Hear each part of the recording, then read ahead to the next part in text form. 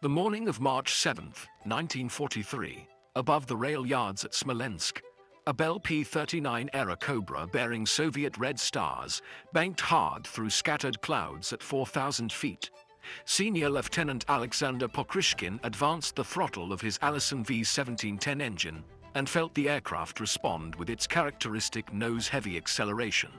Below him, a German supply train sat motionless on the tracks, its locomotive venting steam into the frigid air while crew members worked frantically to clear ice from the switching mechanism that had stranded them in the open. Pokryshkin had flown American fighters before the P-40 Warhawk with its distinctive shark mouth and the bulky P-47 Thunderbolt that Soviet pilots called the Samovar for its rotund fuselage. But the Airacobra felt different in his hands. The mid-mounted engine placed directly behind the cockpit created an unusual center of gravity that made the aircraft twitchy in certain flight regimes, prone to tumbling into flat spins if mishandled during slow-speed maneuvering. American pilots had rejected it for high-altitude fighter combat over Europe, where its performance degraded severely above 15,000 feet due to the lack of an effective supercharger. But Pokryshkin was not flying at 15,000 feet. He was diving toward a stationary locomotive, and the weapon mounted in the nose of his aircraft, a 37mm M4 cannon firing through the propeller hub, was about to demonstrate why Soviet pilots had requested every Airacobra the Americans could spare. The question that would perplex German intelligence officers for months afterward was simple. How had an aircraft the Luftwaffe openly mocked as obsolete and unsuitable for modern combat become one of the most feared ground attack platforms on the Eastern Front? If you're enjoying this deep dive into the story, hit the subscribe button and let us know in the comments from where in the world you are watching from today. The 37mm cannon represented the heaviest armament ever installed as standard equipment in a single-engine American fighter. Each high-explosive round weighed just over 1.5 pounds and contained enough explosive filler to penetrate light armor, demolish structures, and as German locomotive crews would soon discover, punch catastrophic holes through the boilers, cylinders, and mechanical assemblies of steam locomotives. The cannon fired at a relatively sedate rate of 140 to 150 rounds per minute, far slower than the rapid-fire machine guns that equipped most fighters. But what the M4 lacked in rate of fire, it compensated for through the sheer destructive power of each individual round. Pokryshkin lined up his approach carefully, watching the locomotive grow larger in his gun sight. The train crew had abandoned their efforts to free the frozen switch and were now running toward the tree line, their dark figures leaving trails in the snow. He pressed the firing button. The cannon produced a distinctive deep thumping sound, felt as much as heard through the airframe as the recoil system absorbed the weapon's substantial kick. The first round struck the boiler near the firebox. The second and third rounds followed within a half second, walking up the length of the locomotive as Pokryshkin adjusted his aim. The boiler erupted in a violent explosion of superheated steam and shattered metal, the overpressure tearing apart seams and rivets that had been designed to contain 300 pounds per square inch of steam pressure under normal operating conditions. The locomotive came apart with surprising thoroughness, its mechanical components scattering across the railbed as escaping steam enveloped the wreckage in a white cloud. Pokryshkin pulled up sharply, clearing the rising steam and smoke, banking to observe the results of his attack. The train behind the destroyed locomotive sat intact but immobilized, its cargo of supplies, ammunition, and reinforcements stranded 60 kilometers behind German lines, with the spring Rasputitsa, the season of mud, approaching rapidly. This was not the air war the Luftwaffe had prepared to fight. The Bell P-39 Airacobra entered United States Army Air Forces service in 1941, amid considerable optimism from its designers and skepticism from pilots who would be required to fly it. Bell Aircraft Corporation had created an unconventional design that placed the Allison V-1710 engine behind the pilot's seat, connected to the propeller through a long drive shaft that passed beneath the cockpit floor. This unusual configuration allowed the installation of the 37mm M4 cannon directly in the nose, firing through the propeller hub, where it could be aimed with precision using the aircraft's gun sight without the convergence problems that plagued wing-mounted weapons. The design philosophy seemed sound in theory. By mounting the engine at the aircraft's center of gravity rather than in the nose, Bell's engineers believed they could create a more maneuverable fighter with better mass distribution for aerobatic performance. The heavy cannon in the nose would be balanced by the engine weight aft, creating what should have been a beautifully harmonized aircraft. Wind tunnel testing and initial flight trials suggested the configuration worked as intended, producing an aircraft with excellent low-altitude performance and devastating firepower. Reality proved more complicated than theory suggested. The Allison engine, without an effective high-altitude supercharger, lost power dramatically above 12,000 feet. At 15,000 feet, where much of the air combat over Western Europe occurred, the P-39's performance degraded to levels that made it dangerously vulnerable to German fighters optimized for high-altitude interception. The Messerschmitt Bf 109 and Focke-Wulf WWII maintained good performance well above 20,000 feet, allowing German pilots to dictate engagement terms by attacking from superior altitude with speed advantage. American test pilots who evaluated the Airacobra for combat operations over Europe delivered harsh assessments. The aircraft could not climb quickly enough to intercept high-altitude bomber formations. It could not maintain sufficient speed at altitude to catch fleeing enemy fighters. The unusual engine placement created a dangerous tendency toward flat spins during certain maneuvers, particularly if the pilot allowed airspeed to decay too far during turning combat. Recovery from these spins proved difficult and sometimes impossible, with several test pilots killed during evaluation flights when their aircraft entered unrecoverable spin modes. The car door-style side entry, while convenient on the ground, created concerns about emergency egress. The pilot had to jettison the door completely before attempting to bail out, adding precious seconds to an escape sequence that might occur while the aircraft was spinning, on fire, or both. British Royal Air Force pilots who received early production Airacobras through Lend-Lease channels flew exactly one operational sortie before declaring the type completely unsuitable for combat over Europe and relegating the aircraft to training duties far from combat zones. By mid-1942, American fighter squadrons destined for Europe were receiving P-47 Thunderbolts and P-51 Mustangs instead of P-39 seconds. The Airacobra had been tried, evaluated, and found wanting for the air war over Western Europe.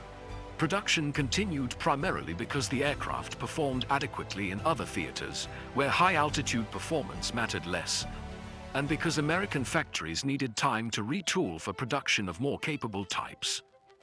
The Luftwaffe intelligence officers who compiled reports on Allied aircraft capabilities noted the Airacobra's specifications with professional interest but little concern. Here was an American fighter that could not effectively contest airspace above 15,000 feet, could not escort heavy bombers, could not outrun or outclimb German interceptors, and possessed handling characteristics that made it dangerous to its own pilots. Intelligence assessments circulated through Luftwaffe units characterized the P-39 as representative of American design philosophy, adequate for colonial policing and ground support in primitive theaters, but fundamentally outclassed by modern European combat aircraft developed through years of high-intensity warfare. German pilots who encountered the few P-39 seconds that reached combat zones in the Mediterranean theater confirmed these assessments. The Airacobra could be dangerous in specific circumstances if American pilots used careful energy management and fought on their own terms at low altitude.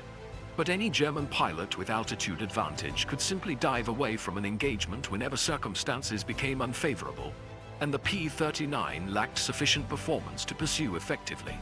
This comfortable dismissal of the Airacobra as an inferior design would persist among Luftwaffe pilots and intelligence officers until Soviet pilots began demonstrating what the aircraft could actually accomplish when employed according to its genuine strengths, rather than forced into roles for which it was fundamentally unsuited. The first Bell P-39 Airacobras arrived in the Soviet Union during late 1941 and early 1942 through the perilous Lend-Lease convoy routes that connected American production with Soviet. forces fighting desperately to halt the German advance. These aircraft traveled by ship through the Arctic waters north of Norway to the ports of Murmansk and Arkhangelsk, running a gauntlet of German U-boats, surface raiders, and Luftwaffe bombers that sank dozens of Allied cargo vessels laden with tanks, trucks, ammunition, and aircraft, destined for the Eastern Front. Soviet pilots and ground crews who received the first Airacobras examined them with professional curiosity mixed with considerable skepticism. The aircraft bore no resemblance to Soviet fighters they had trained on. The Yakovlev Yak-1 and Yak-7 featured conventional layouts with engines mounted in the nose, simple systems, and rugged construction that prioritized ease of maintenance under primitive field conditions.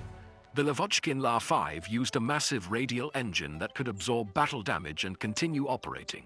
The Airacobra, by contrast, appeared fragile and complicated, with its unusual engine placement, long drive shaft, and unfamiliar American instrumentation marked in English units that required mental conversion. Soviet maintenance personnel struggled initially with the Airacobra's more complex systems and the chronic shortage of proper tools, technical manuals, and spare parts. American aircraft required different fasteners, different fuel specifications, and different maintenance procedures than Soviet designs. Mechanics accustomed to working on simple, robust Soviet fighters found themselves confronting reduction gearboxes, oxygen systems, and radio equipment far more sophisticated than anything in Soviet production aircraft. The aircraft's armament created particular interest.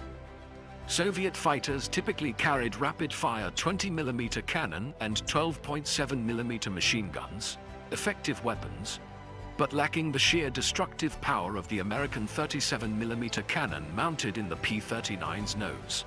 Soviet armament specialists recognized immediately that this weapon represented something fundamentally different from conventional fighter armament. The 37mm rounds could destroy targets that resisted machine gun and light cannon fire.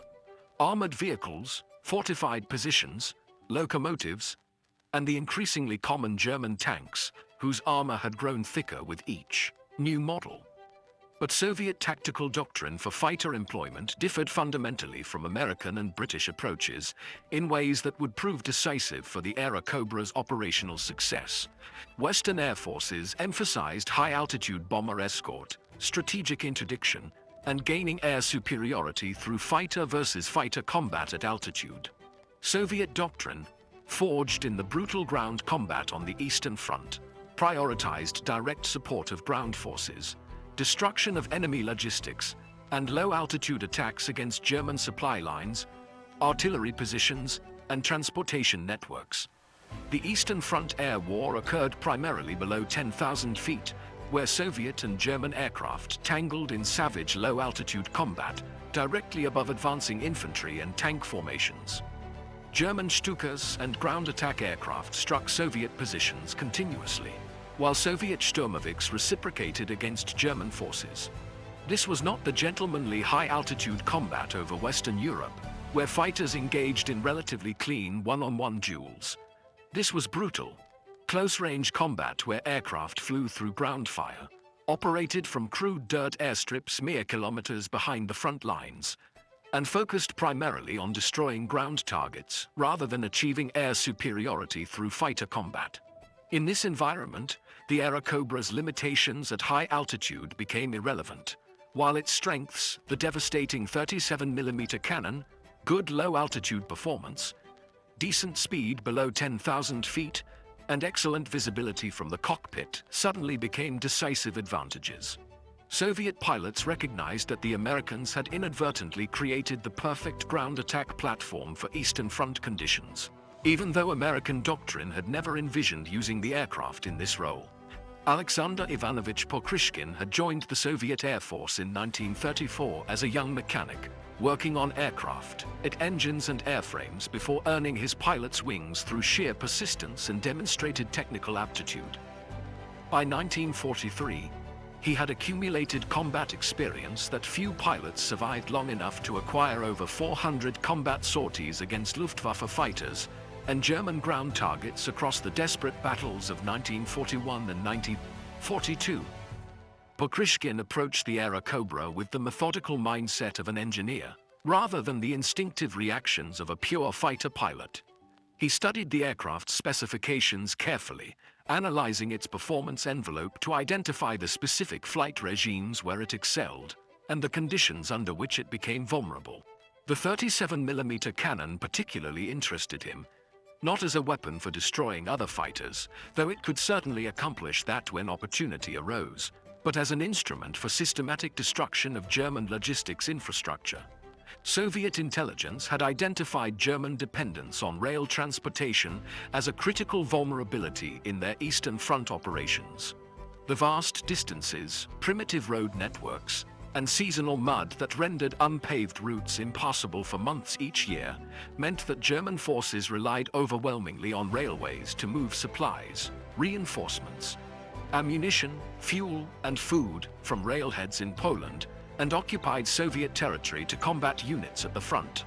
Destroy the locomotives, and entire German divisions would slowly starve. Their artillery would fall silent for lack of shells, and their tanks would become immobile for want of fuel. The German railway system in occupied Soviet territories operated with remarkable efficiency considering the challenges. Specialized railway troops repaired partisan sabotage damage, maintained track in harsh weather conditions, and operated repair facilities that could rebuild damaged locomotives. But locomotives themselves represented irreplaceable assets that German industry struggled to produce in sufficient quantities. Each locomotive destroyed meant one less train delivering supplies to German forces, and German factories could not manufacture new locomotives quickly enough to replace combat losses while simultaneously supporting expanded operations deeper into Soviet territory. Pokryshkin developed specific tactics for attacking locomotives that maximized the Airacobra's capabilities while minimizing exposure to German anti-aircraft fire. He would approach at medium altitude between 3,000 and 5,000 feet, where the aircraft maintained good speed and maneuverability, while remaining high enough to avoid most light anti-aircraft weapons. German trains typically traveled with flak cars mounting 20mm and 37mm anti-aircraft guns, creating dangerous defensive fire that could shred an attacking aircraft if the pilot approached carelessly at low altitude. The attack profile Pokryshkin perfected involved a diving approach from altitude, building speed to make his aircraft a difficult target for anti-aircraft gunners tracking manually with mechanical sights.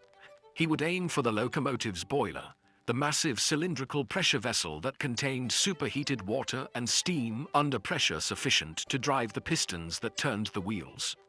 A single 37mm high-explosive round penetrating the boiler created catastrophic overpressure that would rupture the boiler seams, destroy the firebox, and render the locomotive irreparable without complete rebuilding at a major facility. The typical attack run lasted less than 10 seconds from the moment Pokryshkin opened fire until he pulled up and away from the target. In that brief interval, he would fire between 8 and 12 rounds from the 37mm cannon, walking his fire along the length of the locomotive to ensure hits on critical components.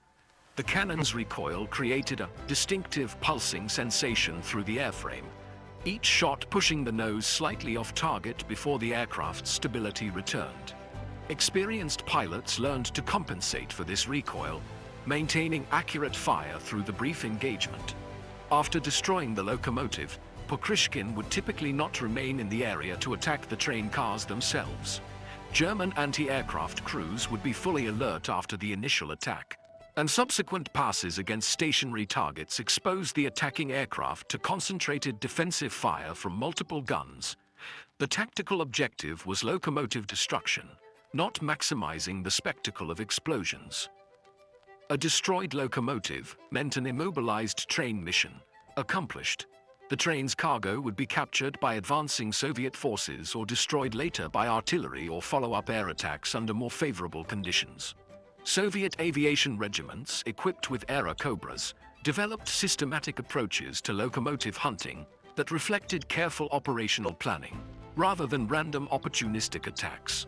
Intelligence officers maintained detailed maps of German rail networks in occupied territories, marking known repair facilities, major junctions, supply depots, and the typical routes used for moving supplies toward the front.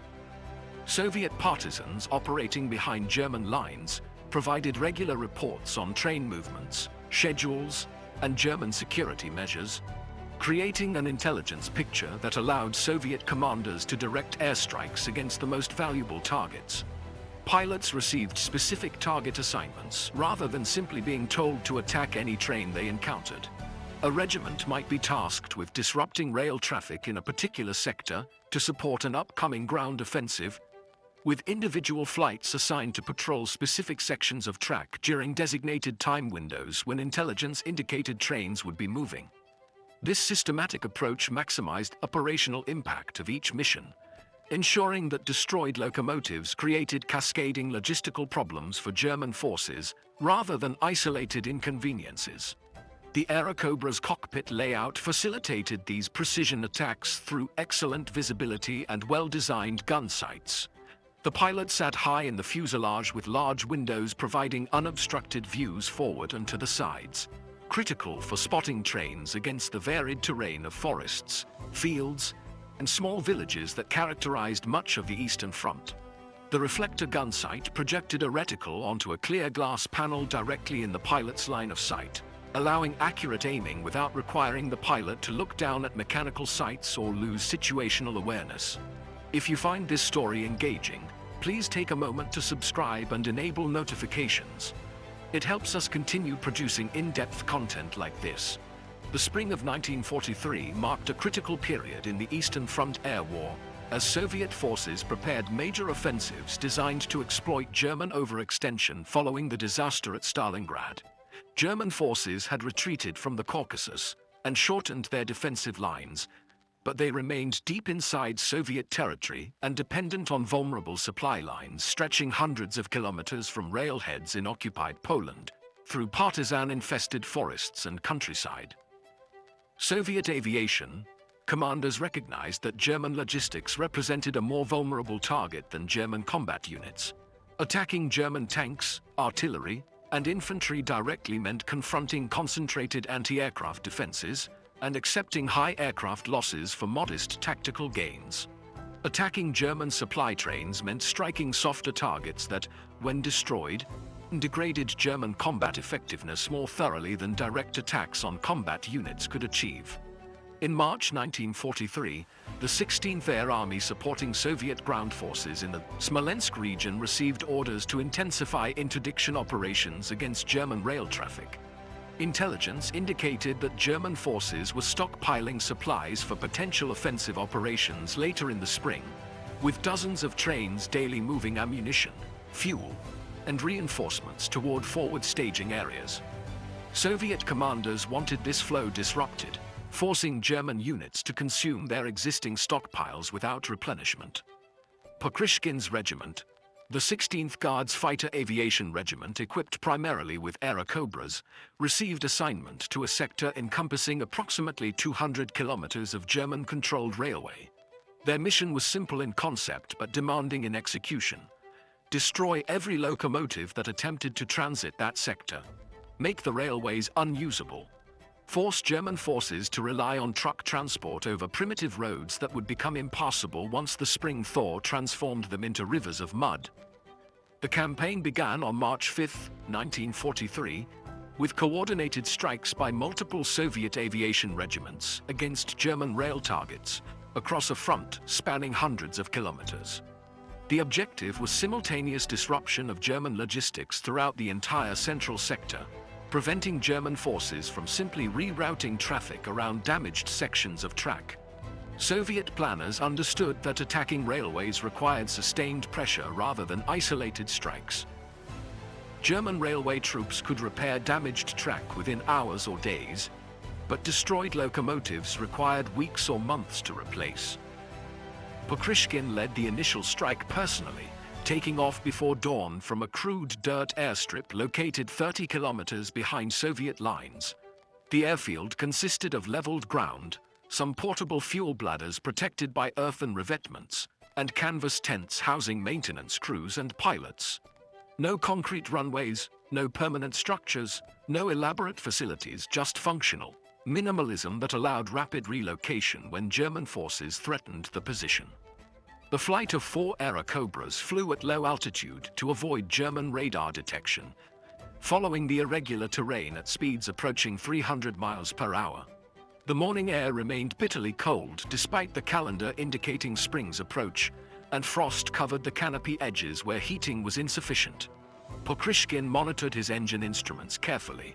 The Allison required attentive management, particularly during warm-up and initial climb, when cylinder head temperatures could spike dangerously if the pilot advanced throttle too aggressively. The target appeared exactly where intelligence had indicated, a freight train of approximately 40 cars moving south toward German positions, its locomotive producing a dark smoke trail visible for kilometers against the pale morning sky.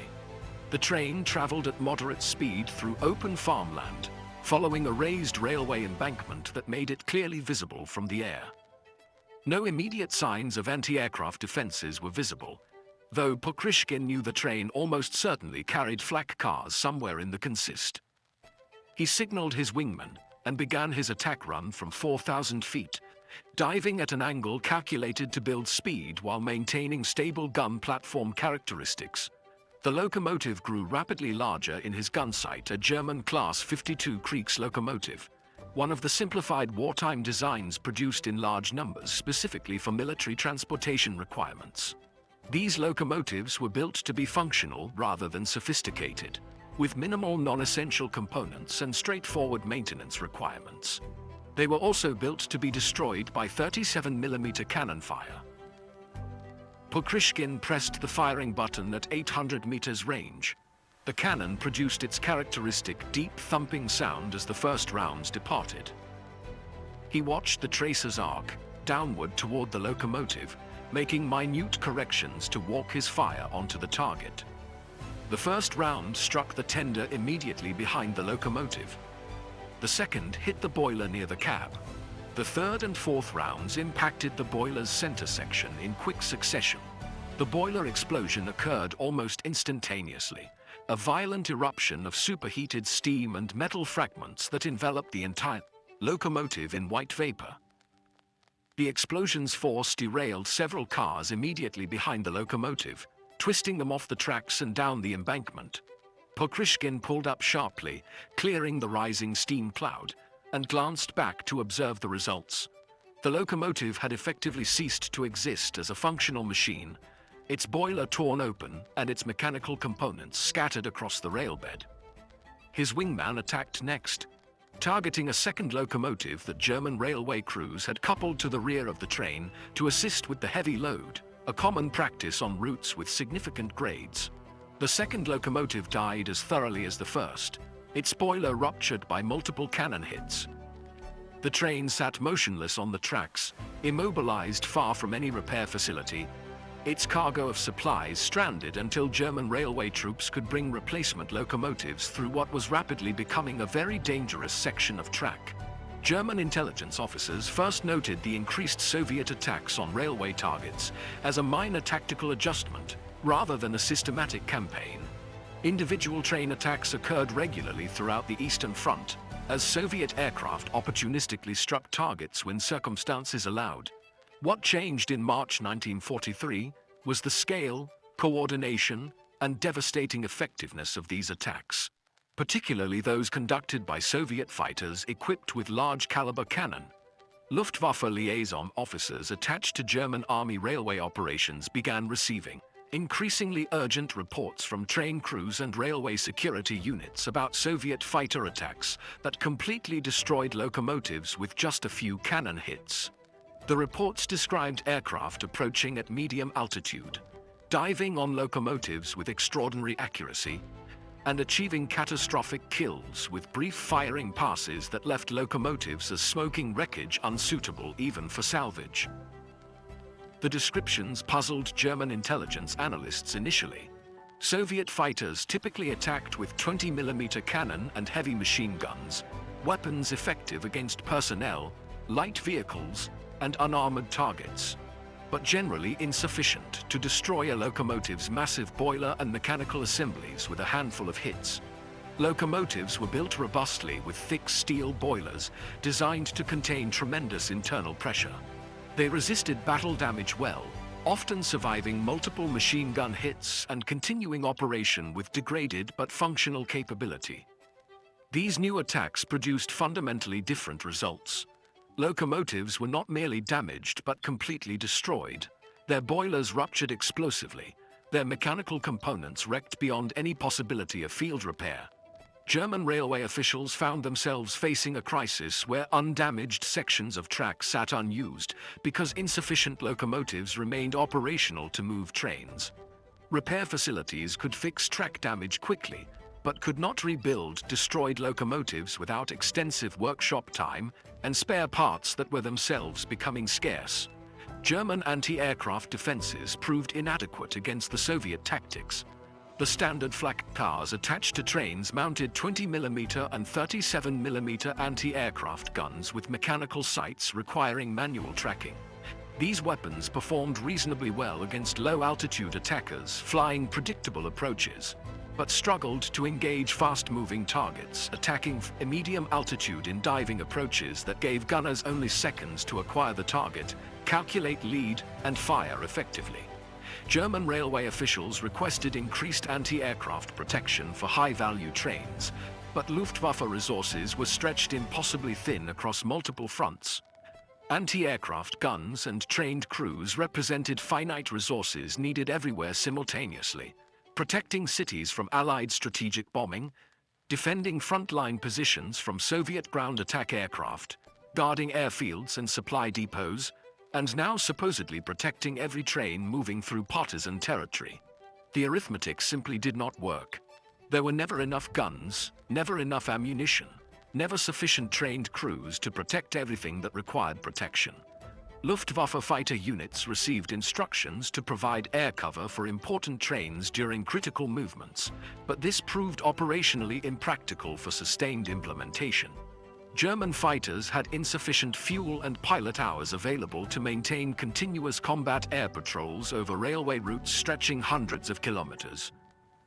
Soviet fighters could choose when and where to attack, forcing German defenders into reactive postures where they consistently arrived too late to prevent attacks or found themselves unable to locate Soviet aircraft that attacked quickly and departed before German fighters could intercept. German intelligence eventually identified the weapon, causing such catastrophic locomotive damage. The American 37mm cannon installed in Lend-Lease Bell P-39 Airacobra fighters that the Soviets were operating in increasing numbers.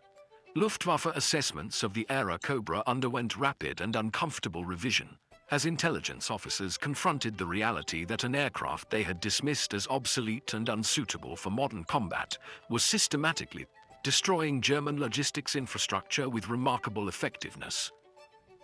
The intelligence reports attempting to explain this uncomfortable reality to senior Luftwaffe commanders made for awkward reading.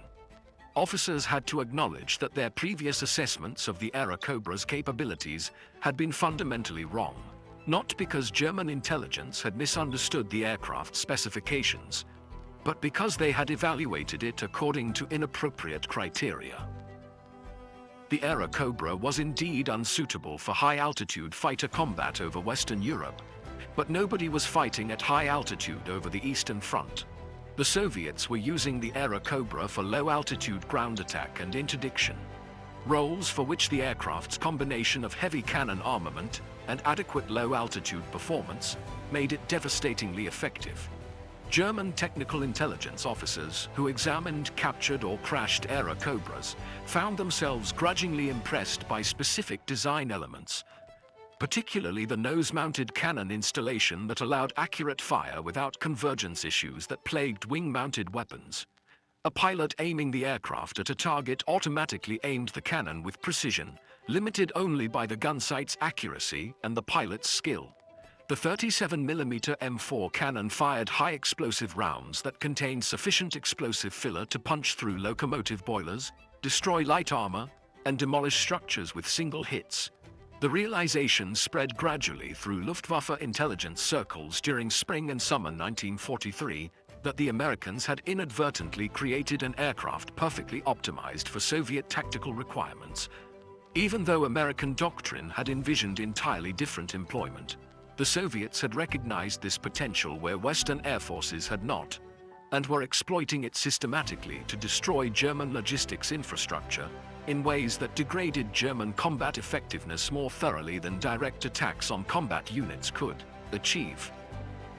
German attempts to counter the locomotive attacks through tactical adjustments achieved only limited success.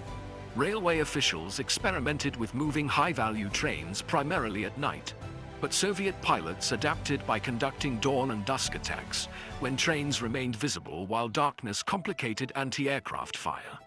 German forces attempted to establish fighter patrols over critical railway sections, but Soviet intelligence identified these patterns and simply attacked different sections, while German fighters waited uselessly over protected routes. German railway troops worked frantically to repair damaged track and replace destroyed locomotives. But Soviet attacks outpaced German repair capacity, creating a steadily worsening logistics crisis.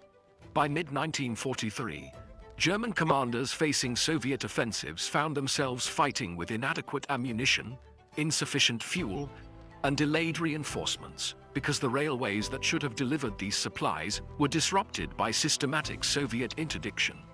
German combat units remained formidable when properly supplied, but even the best troops became ineffective when their artillery fell silent for lack of shells, their tanks sat immobile for want of fuel, and their wounded could not be evacuated because no trains reached rear area hospitals.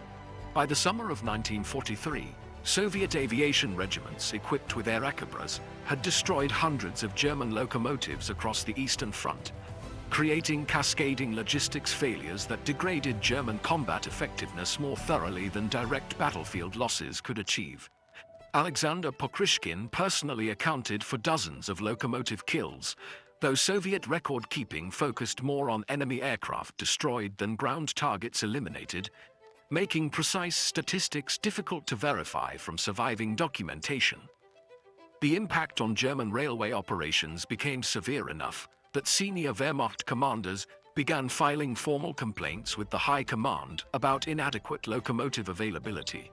German forces discovered themselves fighting a different kind of war than they had prepared for, not grand armored maneuvers and dramatic breakthroughs, but grinding attrition where victory depended on maintaining supply flows against relentless interdiction. The Eastern Front had become, in part, a war of logistics destruction, where Soviet pilots hunted locomotives with the same systematic intensity German U-boats had once hunted Allied merchant ships. German industry attempted to compensate through increased locomotive production, but German factories faced impossible competing demands. Resources allocated to locomotive production meant fewer tanks, fewer aircraft, fewer trucks, and less ammunition. The German war economy operated under conditions of total mobilization by 1943, with every factory, every worker, and every ton of steel already committed to war production at maximum sustainable rates. There were no idle resources waiting to be mobilized, no reserve capacity that could simply be activated to produce additional locomotives without reducing production of something else equally critical.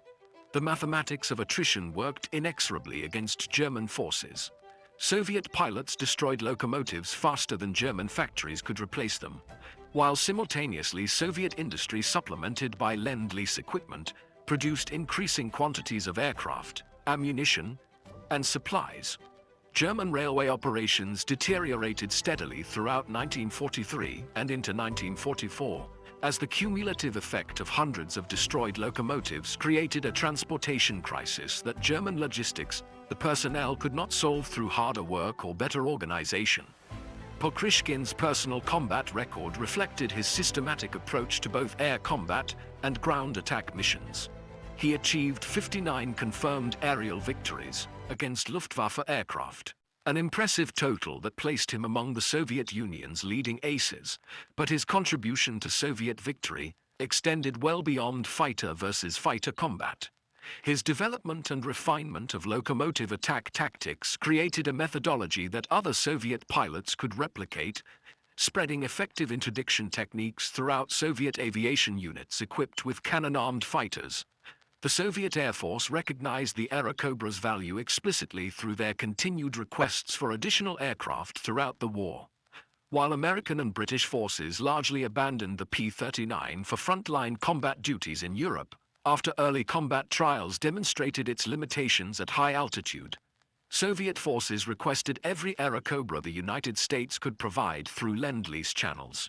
American factories eventually delivered over 4,700 Airacobras to Soviet forces, more than half of total P-39 production, representing the largest single transfer of any American fighter type to Soviet service. Soviet pilots appreciated specific characteristics that made the Airacobra suitable for Eastern Front conditions. The aircraft's relatively simple systems proved maintainable under primitive field conditions, despite being more complex than Soviet designs. The nose-mounted cannon installation allowed accurate fire against ground targets without the convergence problems that reduced effectiveness of wing-mounted weapons. The cockpit heating system, a luxury compared to Soviet fighters that often lacked effective heating, made multi-hour missions at altitude more tolerable during brutal Russian winters, when temperatures regularly fell below -30 degrees Celsius. Soviet mechanics developed extensive practical knowledge about maintaining Airacobras under field conditions that would have horrified American technical representatives. They improvised repairs using locally manufactured parts when proper American spare parts were unavailable, adapted Soviet instruments and radios when American equipment failed, and developed maintenance procedures that kept aircraft flying despite supply chain disruptions and parts shortages. The aircraft proved remarkably tolerant of these improvised approaches, continuing to operate effectively despite modifications and repairs that departed significantly from factory specifications. German intelligence assessments of Soviet Airacobra operations grew increasingly detailed and grudgingly respectful as the war progressed. Luftwaffe pilots learned to treat Soviet P-39 seconds with caution, particularly at low altitude where the aircraft's performance remained competitive, and that massive nose-mounted cannon could destroy German fighters with single hits. The psychological impact of facing an opponent armed with a cannon firing 1.5 pound high-explosive shells created distinct wariness among German pilots, accustomed to being hit multiple times by machine gun fire, and without catastrophic damage. One 37mm hit could remove a wing, destroy an engine, or kill the pilot instantly through explosive effects, rather than simple penetration. The Aerocobra's operational success on the Eastern Front created uncomfortable questions for Western air forces about doctrinal assumptions and aircraft evaluation criteria. American and British assessments had judged the P-39 unsuitable for combat, based on its performance in high-altitude fighter escort and interception roles, missions that represented Western tactical priorities but had little relevance to Eastern Front conditions. Soviet forces had evaluated the same aircraft according to different criteria, and discovered an effective ground attack platform that American doctrine had never envisioned using in that role. The divergent assessments reflected fundamentally different tactical requirements, operational conditions, and doctrinal assumptions rather than any objective truth about the aircraft's absolute capability. The story of the Airacobra on the Eastern Front reveals how tactical doctrine and operational requirements shape perceptions of technological capability in ways that can blind military organizations to alternative applications of existing equipment.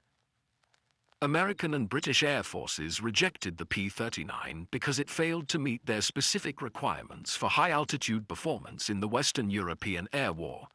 This assessment was entirely accurate within that specific context. The Airacobra genuinely could not perform effectively at 20,000 feet, where much of the air combat over Germany occurred.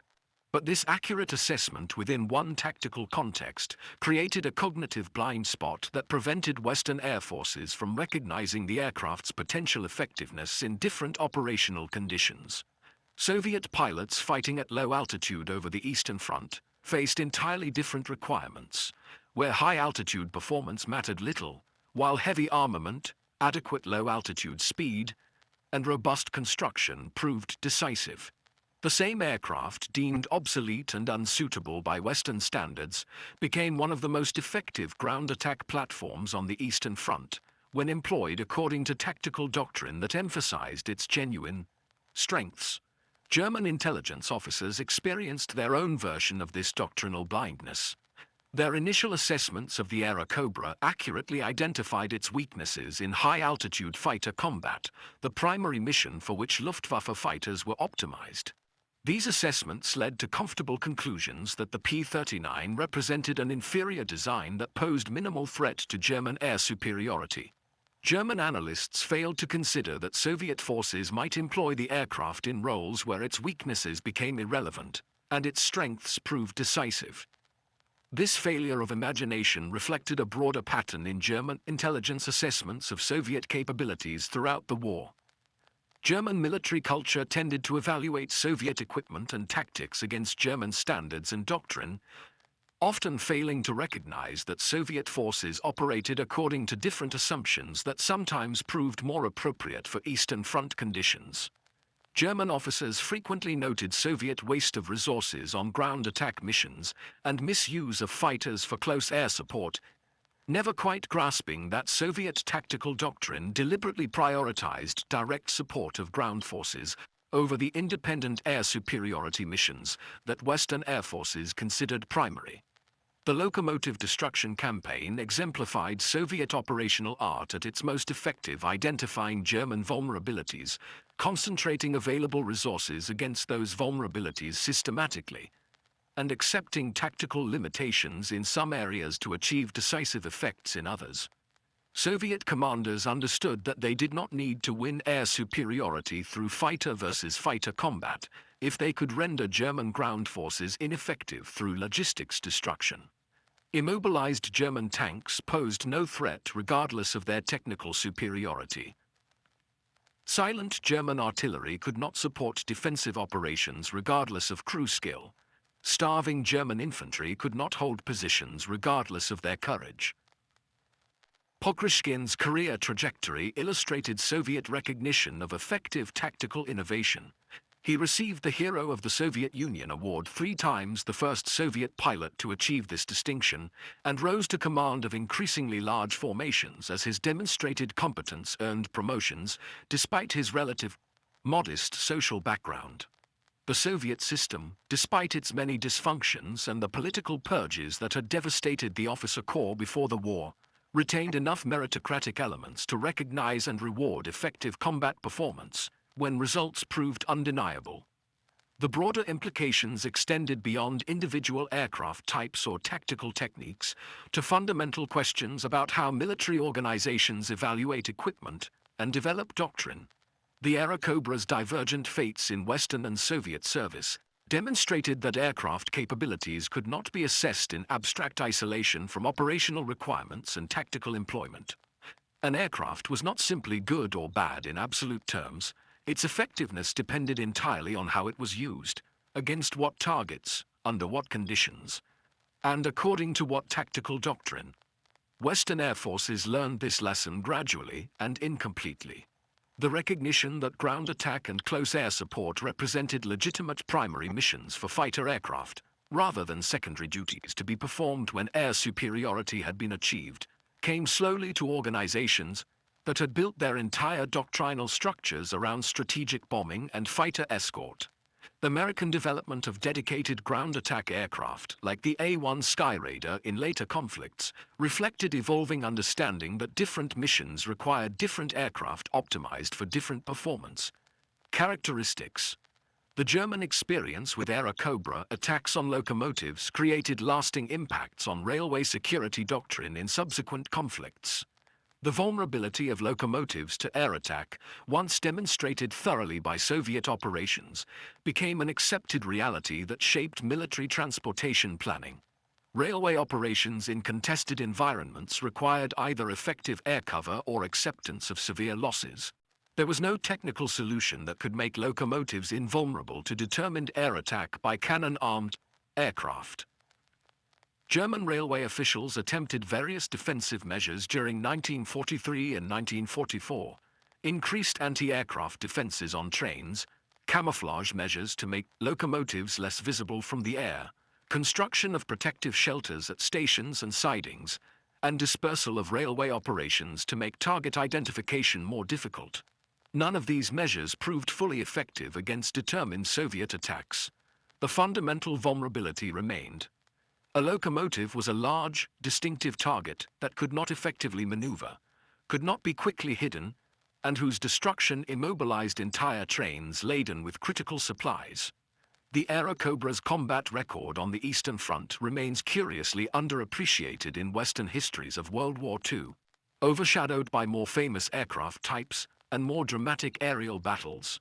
Western aviation historians traditionally focused on the air war over Germany, the Battle of Britain, and Pacific theater campaigns where American and British aircraft achieved clear superiority and decisive victories. The Eastern Front Air War received less attention in English-language histories despite involving larger forces, higher losses, and arguably more decisive impacts on ground operations. This historical neglect reflects partly the Cold War period when Soviet combat records remained largely inaccessible to Western researchers, and partly genuine differences in operational focus that made Eastern Front air operations seem less relevant to Western air power doctrine. The Soviet emphasis on ground attack missions and direct support of ground forces appeared less sophisticated than Western strategic bombing campaigns and independent fighter operations. Soviet victories seemed to result from overwhelming numbers and enemy mistakes rather than technical sophistication or tactical innovation. These comfortable Western assumptions obscured genuine Soviet achievements in developing effective tactical methods for the specific operational conditions they faced. Soviet pilots like Pokryshkin demonstrated professional competence and tactical innovation that equaled anything Western aces achieved, adapting available equipment to mission requirements, rather than demanding equipment that matched theoretical specifications. The Airacobra locomotive killing campaign represented sophisticated operational planning, systematic execution, and clear understanding of how to achieve strategic effects through accumulated tactical successes. Pokryshkin survived the war itself, a notable achievement for a fighter pilot who flew over 600 combat missions and continued serving in the Soviet Air Force through the post-war period, eventually retiring as a Marshal of Aviation.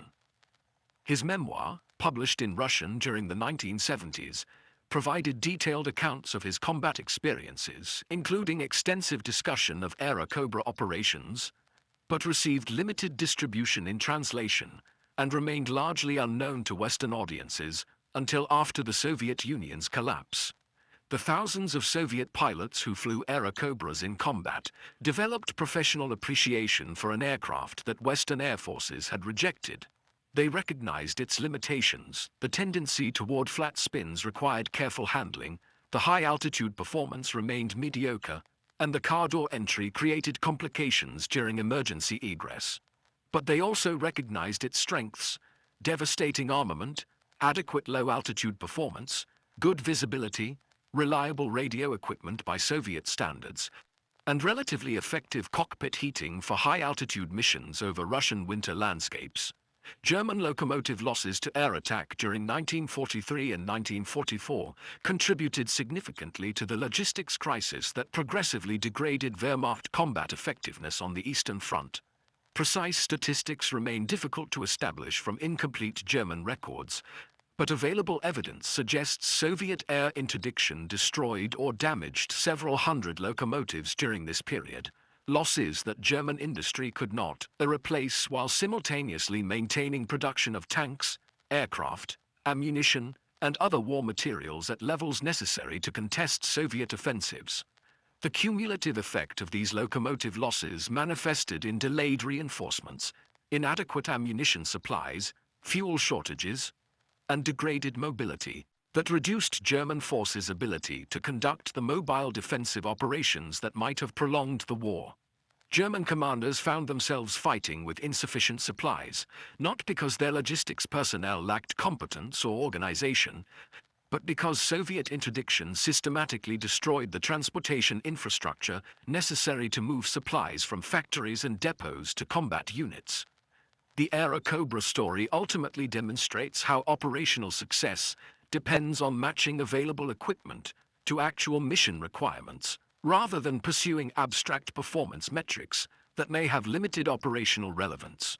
Soviet forces succeeded with the P-39 because they employed it according to its genuine capabilities, rather than forcing it into roles for which it was fundamentally unsuited. They accepted its limitations at high altitude as irrelevant to missions conducted primarily below 10,000 feet. They exploited its heavy cannon armament against targets vulnerable to that specific weapon. They adapted maintenance procedures to field conditions rather than demanding factory-perfect facilities. Western air forces rejected the same aircraft because their operational requirements emphasized different characteristics, where the Airacobra's weaknesses proved decisive, and its strengths offered little advantage. This divergent assessment reflected neither American incompetence nor Soviet genius, but rather fundamentally different tactical situations requiring different solutions. The Eastern Front Air War was not the Western European Air War, and aircraft optimized for one environment performed differently in the other.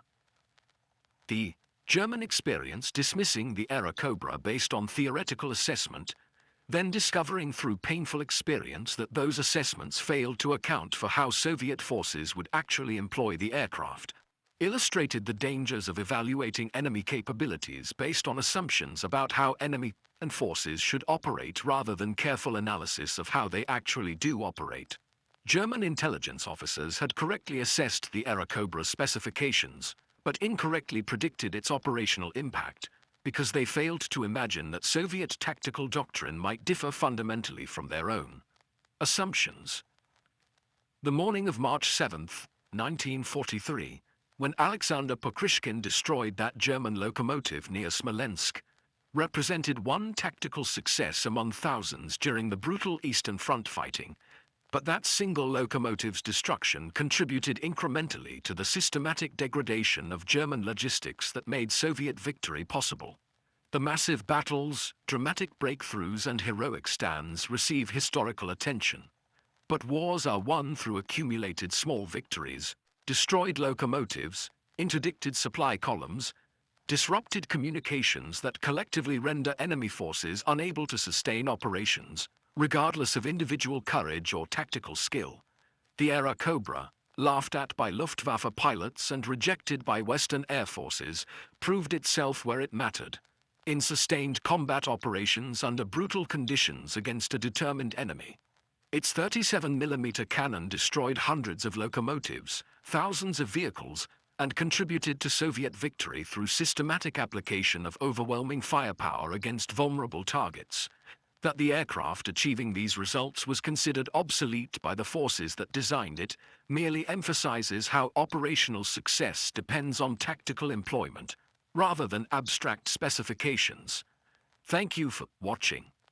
For more detailed historical breakdowns, check out the other videos on your screen now. And don't forget to subscribe.